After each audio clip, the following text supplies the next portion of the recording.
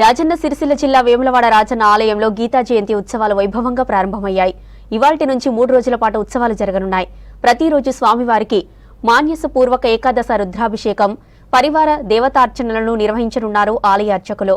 నాగిరెడ్డి మండపంలో సంస్కృత పాఠశాల విద్యార్థులు భగవద్గీత పఠనం చేశారు.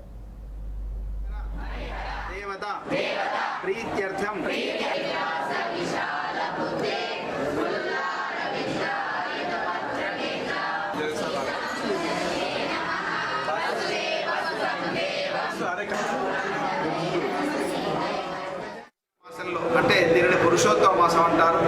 భగవద్గీతలో సాక్షాత్తు కృష్ణ పరమాత్మ మాసానాం మార్గశీర్షోస్మి అని చెప్పుకున్నాడు. కాబట్టి ఈ మార్గశిర మాసం లోపల మనకు గీతా జయంతి మహోత్సవాలు ఈ ఆలయం లోపల ప్రతి సంవత్సరం కూడా మార్గశిర శుద్ధ దశమి, ఏకాదశి, ద్వాదశి ఈ 3 రోజుల పాటు చేయడం జరుగుతుంది. ఈ కార్యక్రమంలో భాగంగా స్వామివారి యొక్క ఆలయంలో నాగిరెడ్డి మండపం లోపల ఈరోజు మొదటి రోజు స్వామివారి యొక్క మరి పుణ్యాహవాచనము, అలాగే పంచగవ్య ప్రాశనము, అలాగే మండపారాధన, దేవతాహ్వానము, అగ్ని ప్రతిష్ఠ మరియు 18 అధ్యాయంలోని మొదటి భాగమైన 6 అధ్యాయముల యొక్క హవన కార్యక్రమం ఈరోజు జరుగుతుంది. ఈ గీతా జయంతి మహోత్సవాన్ని పురస్కరించుకొని ఈ యొక్క క్షేత్రంలో ఉండేటువంటి సంస్కృత కళాశాలలో ఉండే విద్యార్థులందరూ కూడా ఈ 3 రోజుల పాటు ప్రతినిత్యం కూడా గీతా పారాయణం చేస్తారు.